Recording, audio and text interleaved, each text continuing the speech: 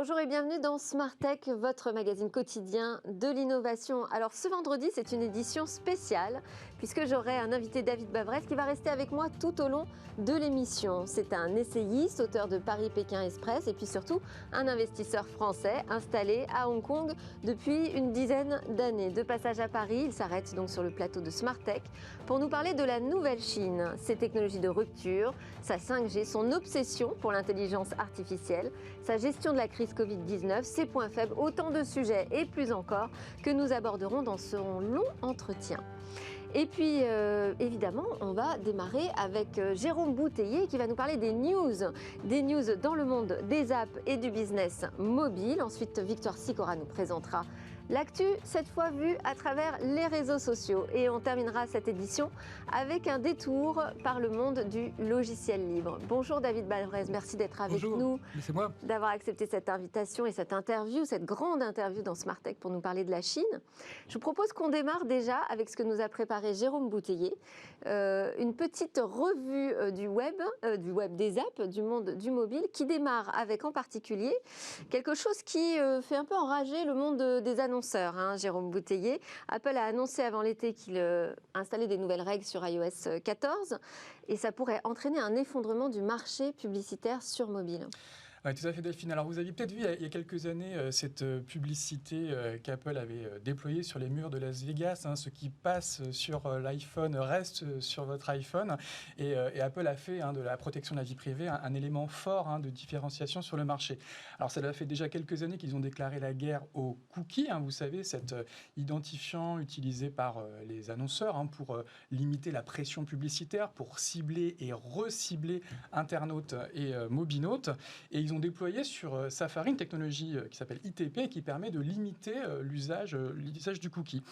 Et avant l'été, ils ont annoncé lors d'une conférence développeur la volonté de travailler sur un autre identifiant qu'on appelle l'IDFA, l'Identifiant for Advertiser, qui serait une sorte de cookie des applications.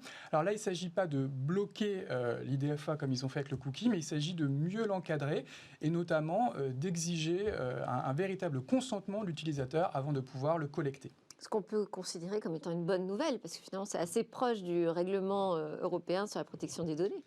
Effectivement, sauf que Apple semble avoir ignoré l'existence du RGPD, ignoré les travaux d'associations comme l'IAB avec le TCF, ignoré aussi le déploiement depuis 2 ans de ce qu'on appelle des consent management platforms sur des sites web et des applications. Et le risque, c'est qu'on ait du coup une deuxième fenêtre pour demander le consentement dans l'univers applicatif. Alors ça pose plusieurs types de problèmes. Le premier, il serait ergonomique. On le comprend, s'il y a une CMP Apple et une CMP déployée par l'éditeur, on va se retrouver... CMP ? Une Concept Management Platform, pardon. On va se retrouver du coup avec des internautes, des mobinautes à qui on va demander plusieurs fois leur avis. Ça va les agacer et c'est ce qu'on appelle déjà la fatigue du consentement. Ça va également poser un problème juridique avec potentiellement un double statut pour la donnée. Prenons l'exemple d'un mobinaute qui dirait non à la collecte de la CMP d'Apple et oui à la collecte depuis la CMP de l'éditeur. On imagine mal Apple bloquer la collecte de données personnelles alors qu'elles ont été obtenues dans un cadre parfaitement légal. À l'inverse, si le mobinaute dit oui à Apple et non à l'éditeur, on se retrouverait dans une configuration qui s'appelle les cookie walls, les data walls, et on voit mal Apple donner l'accès à cette application alors que le Conseil d'État français a dit que les cookie walls étaient parfaitement conformes au RGPD. Donc c'est un vrai casse-tête juridique. Très très compliqué avec potentiellement donc un gros manque à gagner aussi pour les éditeurs.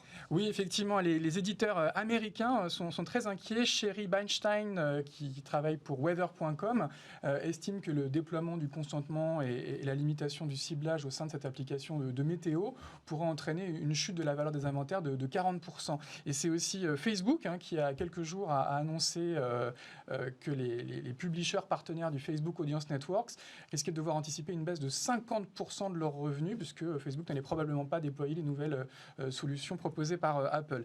Et en France et en Europe, depuis le déploiement du RGPD, on a vu qu'avec cette demande de consentement, la capacité de ciblage des inventaires est en chute et donc on est aussi sur des baisses de valeur du même ordre. Donc c'est un vrai problème économique. D'accord, alors qu'est-ce qu'on fait? Il y a une solution pour sortir de ce schmilblick là, parce que c'est très complexe. C'est très compliqué. Alors, paradoxalement, tout le monde est plus ou moins d'accord sur le fond. Il faut désormais demander un consentement lorsque l'on veut collecter des données personnelles. C'est l'esprit du règlement général pour la protection des données qu'on a déployé en Europe, et c'est également l'esprit du CCPA, qui est un texte déployé en Californie et sur lequel il y a également consensus aux États-Unis. Le vrai sujet, c'est évidemment sur la forme. Il va falloir faire converger des problématiques juridiques de protection de la vie privée, des problématiques ergonomiques, et bien évidemment avoir en tête l'équilibre économique pour les médias. Il y a d'ailleurs Apple qui a pris conscience probablement qu'il y avait un problème avec deux nouveautés. La première, c'est qu'ils ont finalement décidé de décaler de 6 mois le déploiement de ce nouveau dispositif qu'on attendait avec l'arrivée d'iOS 14 dans les tout prochains jours. Donc les éditeurs ont à minimum 6 mois. Et puis c'est aussi une première, Apple a décidé de dialoguer avec l'interprofession, mais qui sont un peu redescendus de leur tour d'ivoire. En général, ils ne commentaient pas, ils ne dialoguaient pas. Et donc, on pourrait d'ailleurs citer l'oncle de Spider-Man et rappeler qu'avoir de grands pouvoirs, c'est d'avoir de grandes responsabilités. Et la première des responsabilités d'Apple, c'est sans doute effectivement de dialoguer avec son écosystème. Bon, ça commence à bouger. Alors, vous avez également préparé pour notre invité spécial, David Bavrez, quelques petites news spéciales Chine. Tout à fait. Alors, on s'était vu il y a quelques semaines pour parler de TikTok. On avait Donald Trump qui avait annoncé au cours de l'été, publié 2 décrets présidentiels pour menacer TikTok de bannissement des États-Unis et exiger la vente des activités américaines de TikTok outre-Atlantique. Mais fin août, la Chine a contre-attaqué et le ministère chinois du Commerce a placé certaines technologies d'intelligence artificielle ou d'analyse sémantique sur une sorte de liste rouge interdite à l'export, ce qui a concrètement bloqué la vente de TikTok USA.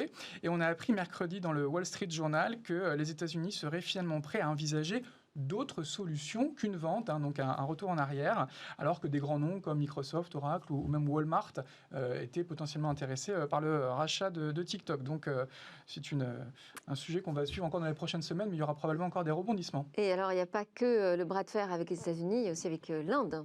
Oui, l'Inde. Alors, si les Américains assouplissent un peu leur position, l'Inde, au contraire, a tendance à la durcir. Ils avaient déjà interdit TikTok et ils ont publié une liste de plus d'une centaine d'applications chinoises qui seraient désormais bannies d'Inde, et parmi lesquelles des très grands noms, Baidu, Alipay, PUBG ou encore WeChat. Le ministre indien de l'électronique et des technologies de l'information affirme qu'elles volent et transmettent subrepticement les données des utilisateurs à des serveurs situés en dehors de l'Inde, ce qui constituerait une atteinte à la souveraineté et à la sécurité de la nation. Rappelons que l'Inde et la Chine ont eu un petit conflit militaire au cours de l'été dans l'Himalaya avec plusieurs dizaines de morts. Ça explique peut-être le raidissement des autorités indiennes. David Bavrez, est-ce que vous avez une réaction sur ces news qui montrent toute la difficulté aujourd'hui de travailler en bonne entente entre les différents continents? TikTok, ça me frappe. C'est ce que je dis. On entend souvent, c'est une nouvelle guerre froide. Et c'est pas une guerre froide, c'est une paix froide. Parce que ce ne sont pas les États-Unis et l'URSS qui n'avaient aucun lien, ni économique, ni financier, où vous pouviez être en guerre. Là, la tech est tellement imbriquée depuis 20 ans entre les États-Unis et la Chine que vous êtes obligés de vous entendre. Donc là, vous voyez, le président Trump, comme d'habitude, a aboyé, et puis en fait, il ne mord pas. Et Chine et États-Unis sont donc dans ce que j'appelle une paix froide, c'est-à-dire, et c'est exactement la même chose sur Huawei, vous êtes obligés de vous entendre, mais naturellement, tous les matins, vous essayez quand même de tuer un peu l'autre. Et c'est ça qui fait qu'on, surtout dans les 3 mois qui viennent de campagne électorale américaine, on va avoir une rhétorique qui va monter, mais en réalité, Chine et États-Unis vont être obligés de s'entendre. Ça reste des alliés commerciaux, en tout cas, c'est ça que j'entends. Apple fait entre 25 et 30% de son chiffre d'affaires en Chine. Ah oui, on peut difficilement faire sans. On va enchaîner avec ce qui a fait réagir les réseaux sociaux et Victoire Sicora. Merci beaucoup d'ailleurs, Jérôme Bouteiller d'écranmobile.fr.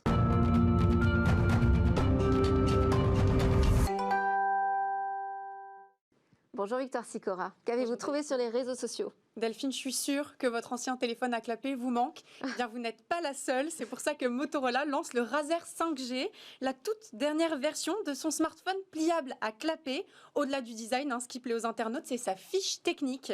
Compatibilité 5G, charnière centrale plus robuste et un appareil photo amélioré ainsi qu'un processeur plus rapide. Avant même son lancement officiel, le Razr fait déjà beaucoup parler de lui sur les réseaux. Seul bémol pour les tweetos, le prix. Il faudra débourser 1 600 € pour ce téléphone pliable pliable de dernière génération, un téléphone que vous pourrez vous procurer à la fin du mois de septembre. J'avais payé le mien beaucoup moins cher. La J'imagine. photo du jour. C'est la photo de cette robe du futur qui est la vedette du festival Ars Electronica qui se tient en ce moment même à Linz. Une robe désignée par l'artiste Anouk Wipprecht. Et côté futuriste, vous n'allez pas être déçus. Cette robe a été imprimée en 3D et elle fonctionne grâce à un serre-tête composé de 1204 électrodes. Ce serre-tête joue le rôle d'une interface cerveau-machine. Il analyse vos ondes cérébrales et surtout vos signaux d'humeur. Ces derniers sont transmis à la robe par le biais de 64 circuits reliant à 64 écailles qui sont positionnés sur la robe. Le signal envoyé étant 100% unique à chaque individu, il n'existe pas deux robes qui sont similaires et en plus, elles varient selon vos humeurs. Elle tire sur le violet quand vous êtes calme et de bonne humeur et en cas de grand stress, elle clignote et scintille. Le fun fact, c'est qu'elle s'appelle Pangolin, en référence bien sûr à la pandémie, mais surtout aux écailles sur la robe. Bon, on continue avec une autre photo. Oui, elle a été postée sur Twitter et si artistiquement c'est pas génial, le message il est plutôt marrant. Le tweetos a fait cette blague en référence à l'actu sur Samsung qui révélerait le dépôt d'un brevet pour un téléphone transparent. C'est le site Let's Go Digital qui a évoqué ce brevet. Selon eux, Samsung aurait fait une demande en janvier 2020, une demande finalement validée au mois d'août. Et regardez à quoi ça pourrait ressembler. La modélisation 3D que vous avez sous les yeux a été réalisée par Let's Go Digital à partir des informations qui ont fuité du brevet. La grande difficulté, vous en doutez, ce n'est pas d'avoir un écran transparent, mais c'est de rendre transparent les composants à l'intérieur du téléphone. Autre info révélée par le brevet, Delphine, l'écran pourrait même se plier, voire s'enrouler. Pas de quoi s'enflammer, pour le moment, on le sait, un brevet ne déroule pas forcément sur une réalisation concrète. Exactement, on va parler d'un événement pour terminer. Oui, c'est un webinaire qui se focalise sur les 200 femmes les plus influentes sur Twitter en Afrique. Un événement organisé par Smart Data Power et Women in Africa. Alors, afin de trouver ces profils de femmes influentes, les organisateurs ont recueilli des données pendant 6 ans, 350 millions de profils et de biographies Twitter collectées et une cartographie pour retrouver ces businesswomen africaines. Comment devenir influent sur Twitter? C'est le thème de cette conférence qui commencera à 17h heure française. L'occasion de mettre les femmes à l'honneur, mais aussi d'engranger des conseils avisés sur sa présence sur les réseaux et sur les stratégies d'influence à mettre en place. Très vite, une actu qui vous a fait réagir ces derniers temps, David Bavrez? Moi, ce qui me fait réagir, c'est ces robes virtuelles. Les ventes de Gucci et Louis Vuitton explosent en Chine sur les avatars des jeux vidéo. Donc ça vous dit, que la vie virtuelle et la vie réelle, en fait, fusionnent, alors que nous, Européens, on ne comprend pas. Et puis, deuxièmement, les jeux vidéo vont remplacer la PTV. Donc, moi, je suis la génération de la PTV. Et vous voyez bien que la génération Z, c'est la génération des jeux vidéo qui va être l'industrie des médias la plus passionnante pour les 10 prochaines années. On continue à parler de cette aventure technologique avec David Bavrez. Dans quelques instants, ce sera la grande interview. Merci beaucoup, Victor Sicora.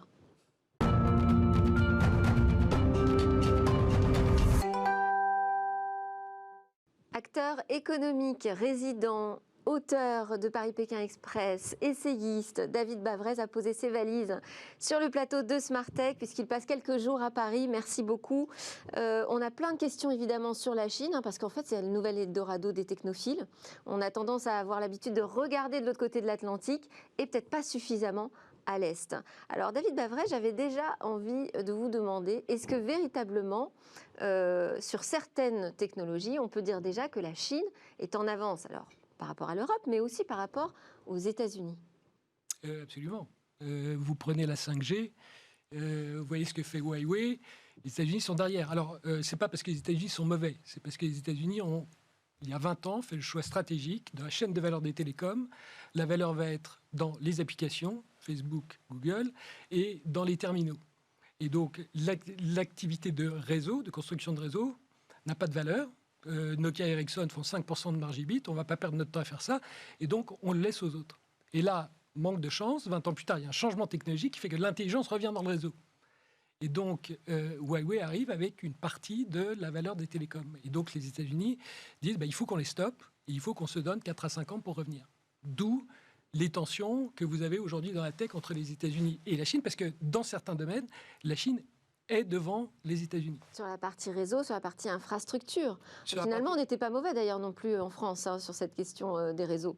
En matière de développement du haut débit, au départ avec la DSL, en tout cas, on avait un coup d'avance. Je vous rappelle Maintenant, c'est sur les équipementiers peut-être que ça fait la différence aussi. Je vous rappelle que Shanghai a 50 000 base stations installées, ce qui est ce que la France prévoit pour l'ensemble du territoire en 2025. Donc, je ne suis pas sûr que nous, Français, on a un peu vraiment... ralenti, je vous l'accorde. Sur la 5G, je ne pense pas qu'on puisse créer cocorico, mais TikTok qu'on évoquait, c'est une application extraordinaire. Si vous parlez à un jeune de 10-15 ans, si vous avez des enfants, c'est leur nouveau mode de langage. C'est cette vidéo court format d'entre 30 secondes et 1 minute et demie.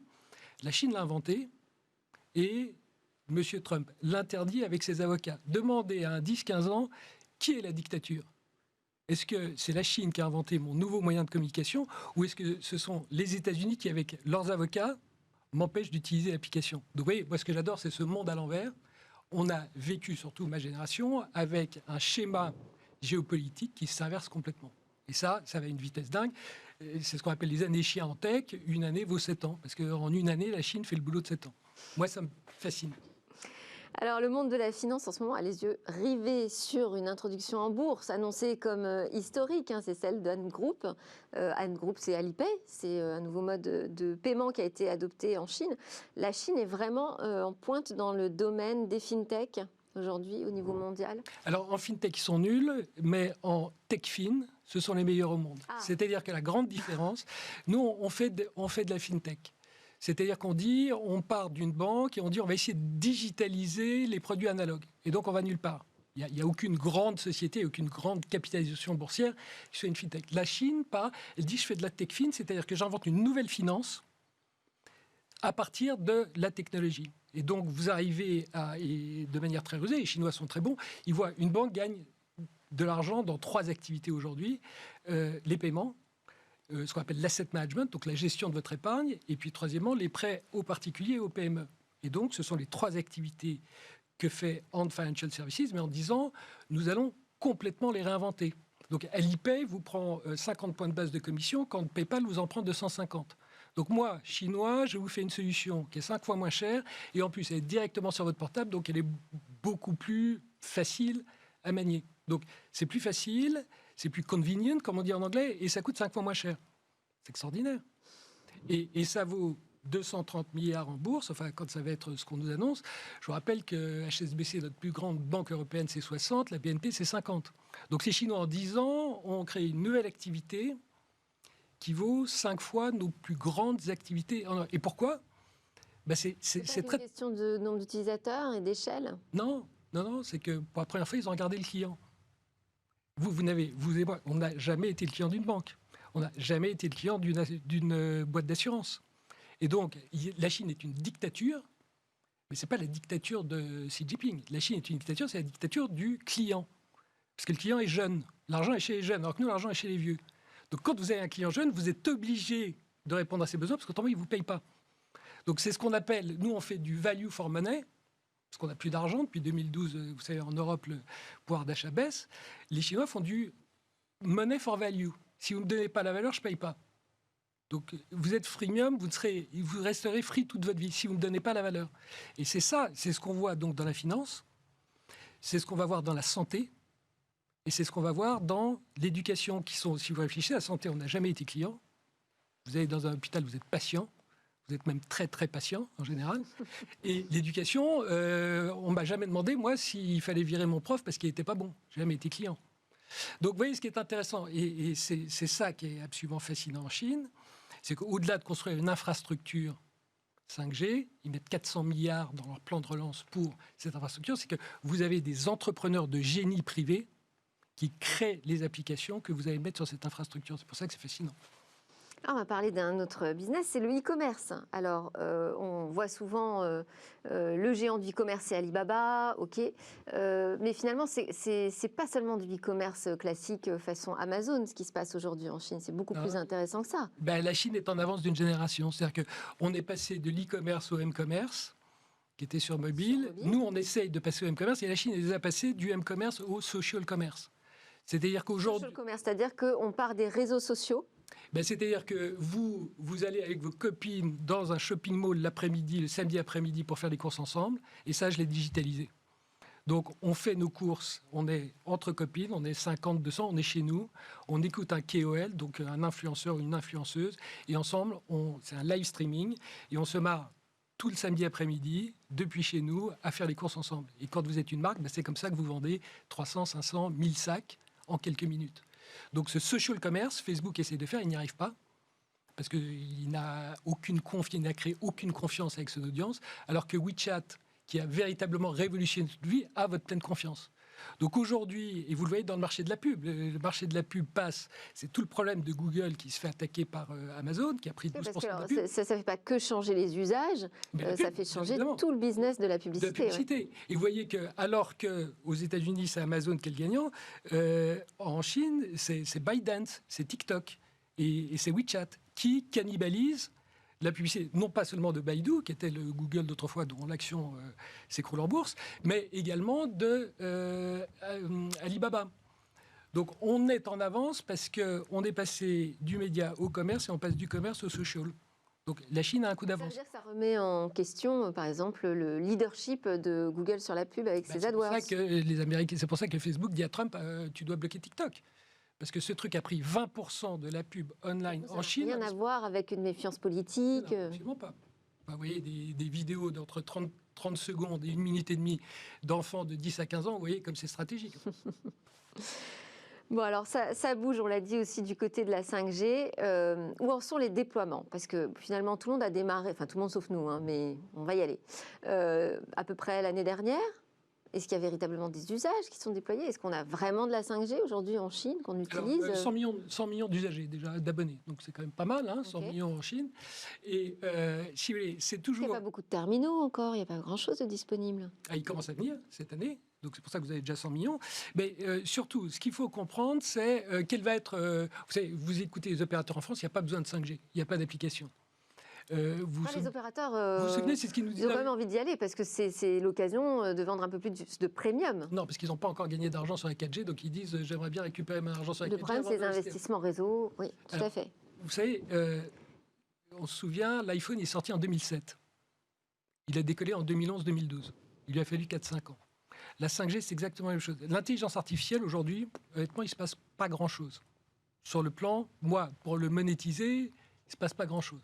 En 2023-2024, donc je ne peux pas vous dire quand, mais il va falloir 3-4 années, exactement comme l'iPhone. Pourquoi il a décollé en 2011-2012? Parce que les applications sont intervenues. Aujourd'hui, les applications AI, on ne les a pas. Donc c'est pour ça qu'on parade aujourd'hui en disant mais la Chine est en avance, ça ne sert à rien. Et vous allez voir alors je ne peux pas vous dire si c'est 2023, 2024, 2025, mais vous allez voir toutes les applications AI qui vont sortir et qui vont révolutionner. Non pas, jusqu'à présent, il n'y a que 3 secteurs économiques qui ont été révolutionnés dans cette révolution digitale. C'est votre secteur, les médias, donc on en parle en permanence, c'est le commerce et c'est le tourisme. Toutes les autres sont en fait, quand vous regardez les capitalisations boursières des 3 ou 4 plus grosses sociétés, nouveaux entrants contre opérateurs historiques. Il n'y a que dans ces 3 secteurs que les nouveaux entrants ont explosé les historiques. Et vous voyez bien que ce qui va se passer, ce que je vous dis en finance, en santé, en éducation, c'est là où il faut investir, parce que c'est là que dans les 10 prochaines années, on va réintroduire le client. Toutes les industries qui ont ignoré le client avec AI, parce que je vais vous connaître. Et je vais vous connaître. Prenez ByteDance, qui possède TikTok et Toutiao. Donc, c'est votre secteur. Toutiao, c'est la revue de presse personnalisée. C'est ce dont je rêve. Donc, Toutiao... Ça fait longtemps qu'on a ce type de services, hein. Ah bah, qui sont disponibles d'ailleurs en France et en Europe. Mais c'est pas très utilisé. Et ben voilà, pourquoi? Parce qu'ils sont pas bons, parce qu'on ne me connaît pas et la sélection est complètement nulle. Alors que là, parce que vous connaissez tout de moi, vous connaissez mon cerveau qui réfléchit, le côté rationnel, ça c'est l'activité Toutiao, et l'activité TikTok, c'est tout mon côté émotionnel. Vous me montrez une vidéo de 30 secondes et vous voyez comment je réagis. Donc vous me connaissez, vous connaissez mon cerveau, partie droite, partie gauche. Et avec ça, il va de soi que vous m'envoyez la pub la plus ciblée possible. Donc, si vous ne faites pas ça d'ici 3 à 4 ans, et que vous êtes dans la pub, vous êtes mort. Alors, je disais en introduction qu'il y a une obsession pour l'intelligence artificielle en Chine.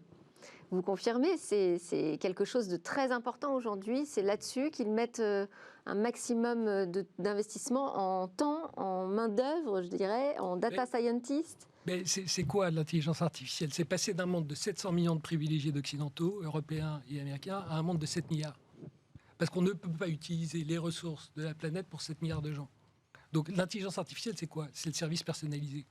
C'est que je vais vous connaître mieux que n'importe qui, et donc je vais savoir exactement ce que vous voulez. Et là, la Chine a un avantage parce qu'elle a beaucoup de data, finalement. Data, mais deuxièmement, elle a 1,4 milliard de gens. Et elle dit, si mais 1,4 milliard de gens commencent à adopter le mode de vie occidental, de toute façon, ça pète. Il n'y a pas les ressources. Donc, je n'ai pas d'autre choix que d'inventer des business models extrêmement ciblés où je ne donne aux gens que ce qu'ils veulent véritablement. Donc, c'est ce que j'appelle le money for value.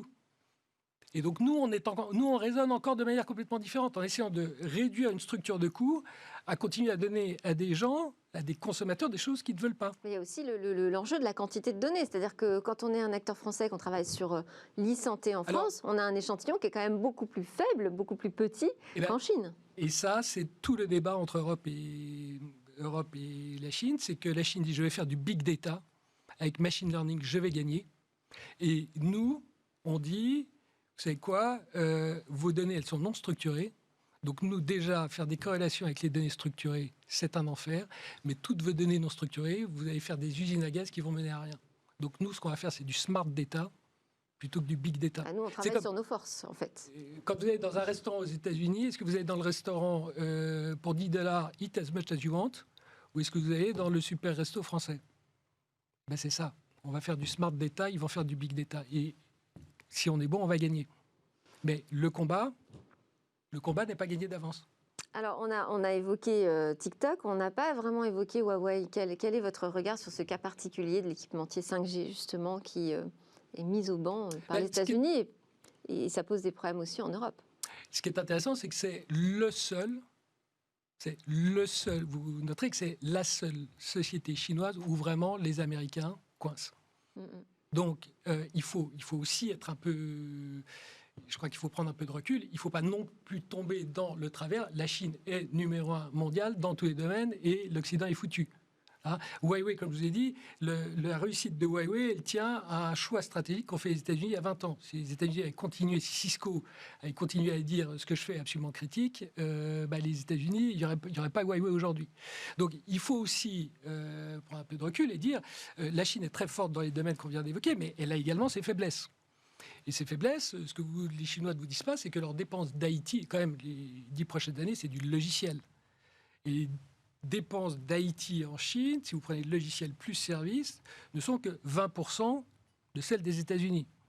Donc vous êtes très en retard par rapport à votre ennemi avec lequel vous voulez faire la guerre, et vous ne dépensez que 20% de ce qu'il dépense. Donc c'est là où nous, Européens, avons une chance incroyable.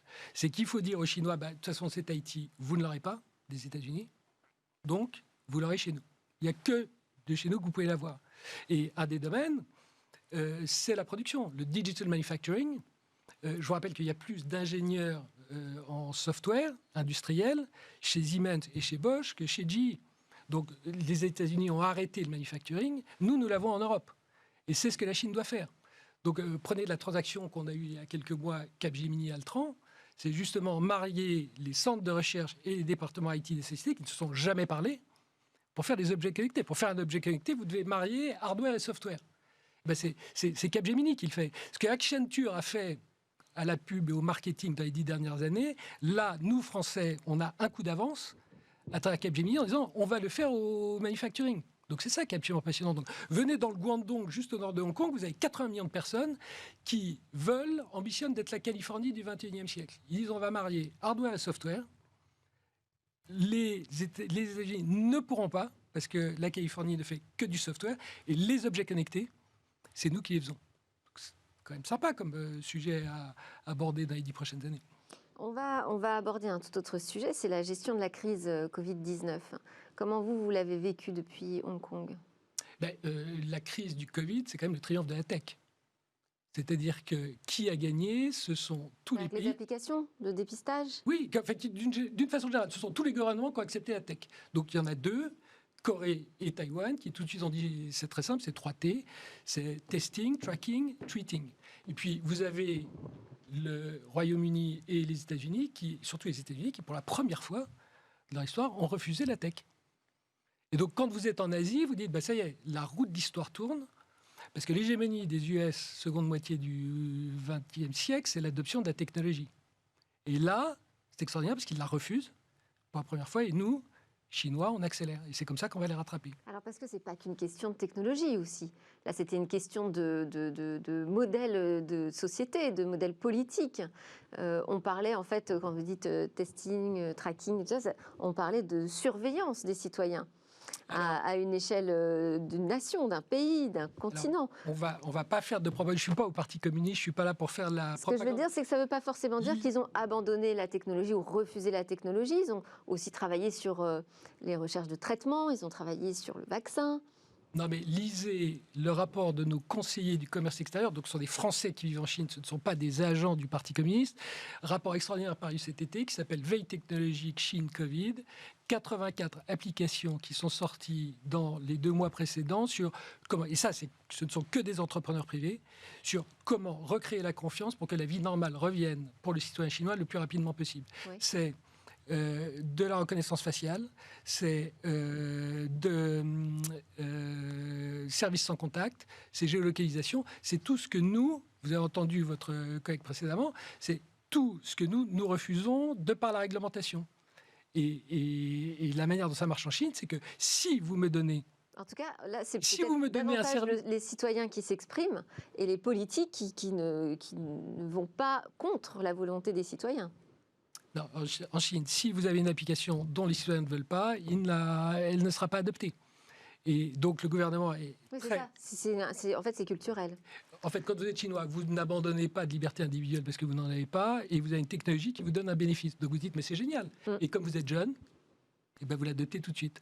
Nous, on n'a que des vieux qui disent, j'ai de droits acquis que je veux défendre, et en fait, j'ai que droit, je n'ai pas de devoir. La Chine, nous, on est le pays des droits de l'homme, la Chine est le pays des devoirs de l'homme. Et c'est pour ça qu'ils gagnent dans une crise où il faut être collectif. Ce que nous disent les Chinois, c'est l'intérêt collectif l'emporte. Je porte un masque non pas pour moi, mais pour protéger les autres. Vous voyez que le message est passé. Aujourd'hui, à Paris, tout le monde a un masque. À Hong Kong, ça fait longtemps que c'est le cas. À Hong Kong, on n'a jamais été confiné. On a 14 morts sur 7 millions d'habitants. Et tout simplement parce que tout le monde a mis un masque tout de suite. Donc là, c'est très bien. En Europe, à Paris, tout le monde met un masque. Donc la seconde vague, elle va être réglée sans aucun problème. Et donc, on peut se remettre à travailler. Et vous avez chargé une application typiquement pour moi, en France, déclarer... non, je vais pas absolument, j'ai pas besoin d'une application. Je note Vous n'avez juste pas passé à Stop Covid. Non, je ne suis pas passé à Stop Covid, mais je vois juste, mais on rigole, mais l'adoption de la tech, la différence, c'est quoi? C'est un PNB en Chine qui va être positif cette année et qui, en Occident, va être de -10. Donc, vous savez, quand on dit on ne sait pas si la tech crée de la productivité, la différence, on peut la quantifier maintenant, c'est 10%, c'est 10 points de PNB. Donc, il faut arrêter. Comment est-ce que vous expliquez que la Chine soit si technophile, justement? Ah, alors ça, c'est la Sainte Trinité. C'est-à-dire que vous avez un gouvernement visionnaire qui dit le seul moyen, je suis obligé de faire l'économie du partage. Je suis obligé. Il n'y a pas de ressources pour 1,4 milliard de Chinois. Donc de toute façon, et vous le savez quand vous déjeunez, parce que quand vous déjeunez, il n'y a qu'un seul plat principal que tout le monde partage. Donc vous êtes, dès votre plus tendre enfance en Chine, vous partagez. Donc vous avez un gouvernement visionnaire, vous avez les meilleurs entrepreneurs du monde, le sens le plus entrepreneurial, et puis vous avez un truc de dingue qui est un consommateur. L'argent est chez les jeunes, puisque parents et grands-parents ont économisé toute leur vie et donnent leur argent à leurs enfants et petits-enfants. Alors que nous, les vieux, ils gardent leur argent, parce que les taux d'intérêt sont à 0, et ils disent, je n'ai plus de revenus, donc je suis obligé de garder tout mon argent. Et donc, vous avez à la fois la volonté gouvernementale, vous avez le génie entrepreneurial, et vous avez la demande, parce que l'argent est chez les jeunes. Et c'est pour ça que ça va aussi vite. Et qu'est-ce que ça dit des technologies ou des prochaines ruptures technologiques qui pourraient arriver ici en Europe, ce que vous voyez en Chine? Alors, c'est là où c'est intéressant, c'est que, en termes de rupture, la Chine n'est pas le pays de la rupture, d'une manière générale. C'est-à-dire que là où la Chine est très bonne, c'est dans ce qui est connu. Là où nous, Européens, on est très bons, c'est dans ce qui est inconnu. Parce que nous, on adore créer, par contre, on n'aime pas, ensuite, produire, ça nous emmerde. Et la différence, vous le voyez dans où est-ce que la Chine a réussi et où est-ce qu'au contraire, elle est derrière. Il faut faire une grande différence entre les industries d'économie d'échelle. Donc prenez par exemple les énergies alternatives, les renouvelables, où en fait la technologie est vraiment pas compliquée. Et donc vous prenez de l'éolien et du solaire, vous dites si je fais 10 fois les volumes attendus, ma structure de coût elle baisse et je suis en ligne à parité avec la grid. À l'inverse, l'autre extrême, chaque fois que vous avez une industrie à économie, à écosystème, où vous avez les semi-conducteurs, l'aéronautique, où en fait vous avez toute une chaîne, une supply chain qui doit travailler ensemble, et bien là, ça ne marche pas. C'est le désastre parce qu'il n'y a pas de confiance en Chine. Vous pensez toujours que votre fournisseur, il ne va jamais vous donner le nom de son sous-fournisseur parce qu'il dit, autrement, il va me contourner. Et c'est là où la blockchain va être extraordinaire. Il y a la confiance des utilisateurs, mais il n'y a pas la confiance dans le business. Exactement, parce que vous pensez que le type d'à côté, il fait du business à 3 mois, il va essayer de me piquer mon business. Donc pourquoi Dassault Systèmes fait un malheur en Chine, c'est qu'ils arrivent et ils disent on va vous créer un espace collaboratif sécurisé. Les Chinois disent mais c'est fabuleux, ça n'existe pas chez nous. Ils disent si, ben voilà. Et donc c'est là où la Chine a besoin de nous. Donc il ne faut pas croire qu'en tech, on est derrière. Alors, sur TikTok, effectivement, vous voyez, prenez Ubisoft. Ubisoft, c'est quand même un truc extraordinaire. Ubisoft se fait attaquer par Vivendi en bourse et le chevalier blanc, c'est le chinois Tencent. Vous savez, il faut interdire les investissements chinois en France. Vous savez que c'est très, très dangereux. Et là, vous avez une industrie du futur qui est les jeux vidéo où notre pépite nationale dit mais je ne veux pas des gens de Vivendi qui n'ont jamais rien compris quoi que ce soit aux jeux vidéo. Par contre, je veux le chinois qui est c'est le meilleur du monde. Et français plus chinois, on va défoncer les Américains. Parce qu'Activision est encore à 75% sur un PC, n'a pas compris que le monde bougeait sur mobile. Que la Chine pourrait devenir notre allié technologique. C'est tout ce qu'il faut justement, c'est ce qu'il faut qu'on construise. Et en disant, de toute façon, on a le choix. Hein. Nous, Européens, c'est soit on se fait taxer par Washington et piller technologiquement par la Chine, soit on réagit, on dit, mais en fait, c'est fabuleux. Il y a une guerre entre les deux. Et donc, on va être au milieu et on va vendre deux. Regardez le turnaround de ST Micro depuis 3 ans, avec un nouveau management qui a tout compris. Et qui dit, je joue en permanence l'un contre l'autre. Vous voyez, le cours de bourse, il est passé de 5 € à 25. Donc, on n'est pas foutu, mais il va falloir qu'on soit intelligent. Be smart. Exactement. Quel mot de la fin. Merci beaucoup, David Balbraize. On est à la fin de ce grand entretien, mais je vous garde encore avec moi en plateau. Je rappelle que vous êtes auteur de Paris-Pékin Express, un ouvrage un peu fiction, mais qui en dit beaucoup sur ce qui se passe en Chine et surtout ce qu'il faut surveiller. On passe à un autre monde, le monde du logiciel libre.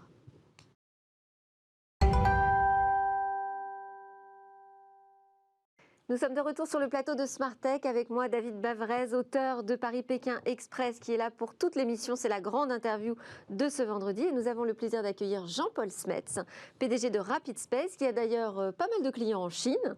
Et vous êtes plus largement un entrepreneur du logiciel libre. Et vous venez ici nous faire découvrir chaque jour un petit peu plus, enfin chaque jour, autant que possible en tout cas, un petit peu plus cet univers. Bonjour Jean-Paul. Bonjour. Alors on entend dire on en parlait tout à l'heure, de la crise Covid-19 qui a révélé notre extrême dépendance à des logiciels de vidéoconférence américains.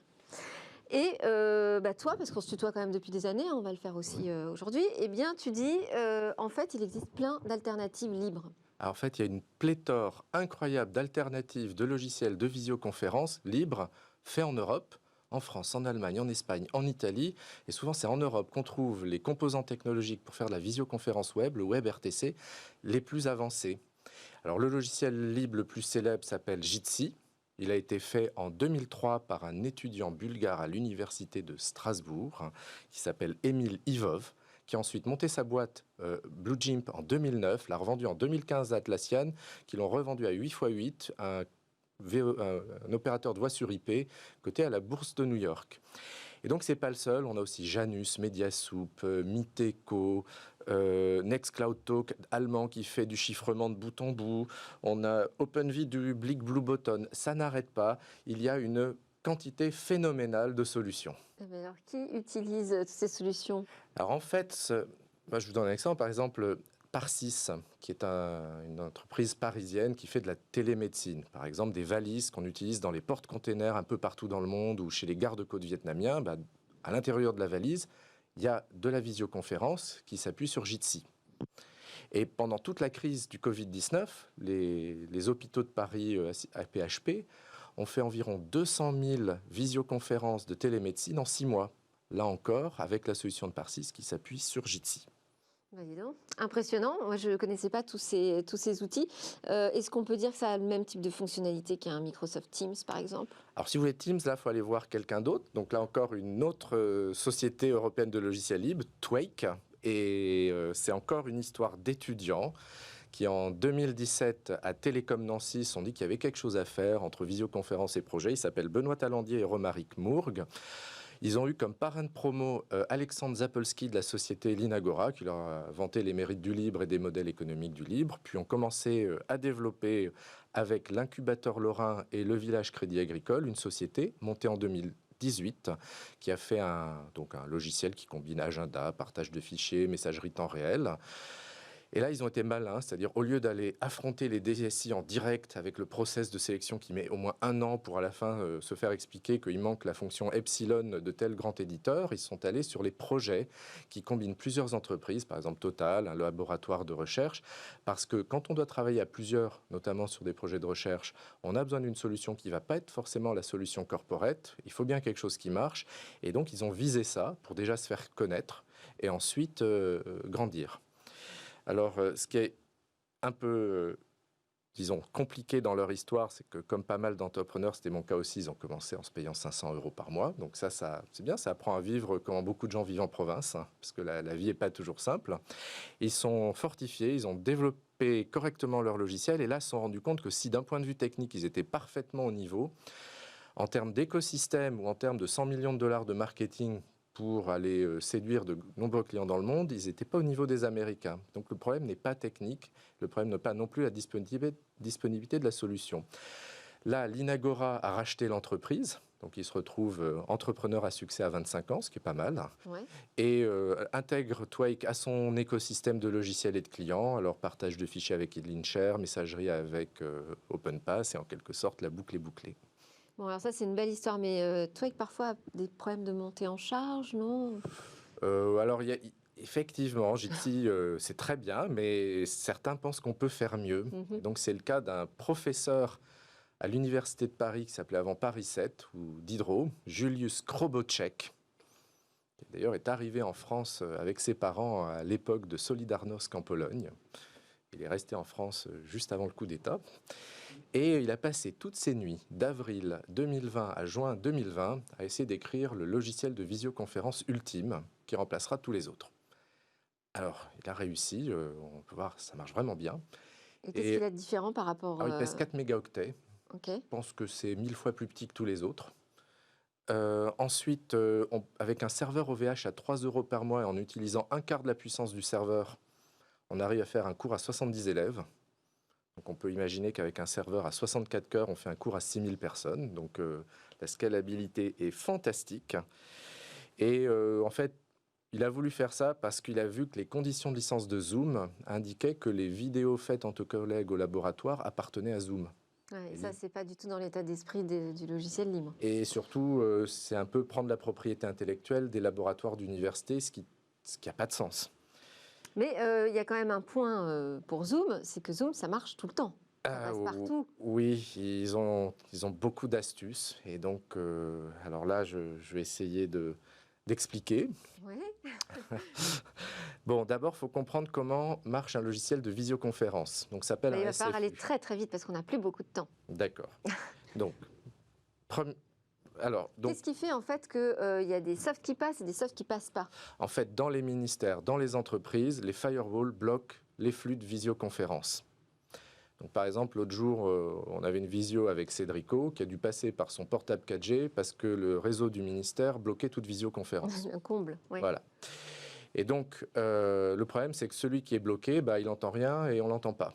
Et donc, Google a calculé qu'environ 20% des personnes qui font de la visio n'arrivent pas à se connecter à cause des firewalls d'entreprise. Donc, pour réussir à faire un logiciel qui marche partout, la solution, c'est de contourner, en quelque sorte, les firewalls des entreprises, de trouver toutes les astuces possibles. Alors là, Julius Krobotchek en est à 2%. Bon, très bien. Alors, il y en a qui sont plus malins que d'autres, en fait. Merci beaucoup, Jean-Paul Smet, pour ces jolies histoires qu'on découvre de temps en temps dans Smartech autour du logiciel libre. David Bavrez, j'imagine que vous avez appris aussi des choses à la fin de cette émission. Je crois que ça illustre complètement mon propos. Le contenu, il est en Europe. Vous connaissez des gens géniaux qui inventent tous ces logiciels. La Chine en a besoin. La Chine a le réseau de distribution. On va marier contenu européen et distribution chinoise. Et voilà, un beau mariage. Merci beaucoup, David Bavrez, d'avoir passé presque 7 heures avec nous. Merci, Jean-Paul Smet de Rapid Space, pour votre chronique sur le monde du libre. C'est presque la fin de cette émission. Elle se termine avec 4 jeunes pousses à découvrir dans le Lab Startup tout de suite après. Et puis nous, on se retrouve lundi. Et en attendant, je vous souhaite un excellent week-end.